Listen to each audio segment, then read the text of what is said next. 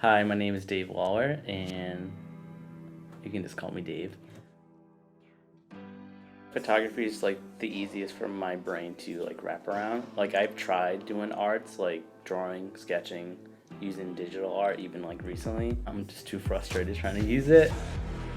Right now, I'm like just taking a bunch of photos and videos of like old abandoned mills in New England, and eventually I'll do something with that. I want to make some type of documentary, whether it just be like about the history or just like the architecture.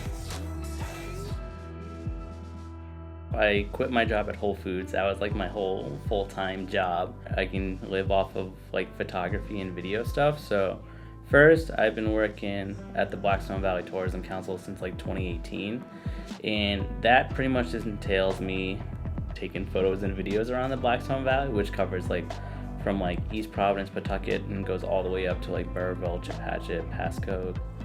I have like so much freedom with that job. I can just do anything. And, like yesterday, I was just walking around Woonsocket and I found an antique shop. And I just walked in. I just like introduced myself to the store owner, gave her my business card, and I just found a new place that I could just highlight for work.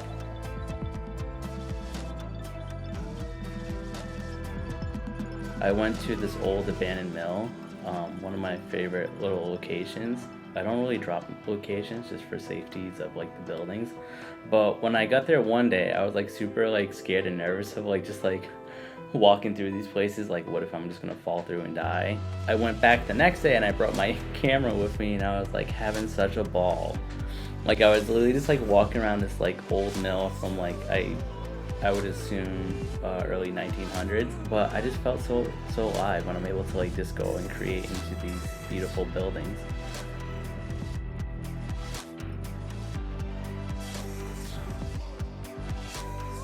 Dance was kind of like in the beginning stages of like my creativity. So I had a camera and I had dancing. So then I started videotaping myself breakdancing, and then videotaping my friends doing parkour like way back in like high school. When I was at LaSalle Academy, that's all I did, just dance like every day. When I was little, we'd go to Dr. Greco's in Riverside, and we'd always have to cross over the highway from like Providence to East Providence or whatever it is. There's that abandoned bridge, Crook Point, that I would always see every time, and I'd always remember seeing it going over the water. And that was like one of the first instances. And then there's like another time where at my cousin's, there's like an abandoned barn, and I was like always captivated every time I went to their house to go see it.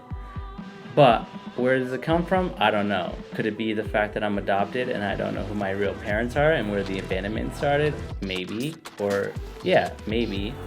That, or just having like a past like bad relationship where things ended poorly, so it becomes like this whole abandonment issue. Maybe. I don't know.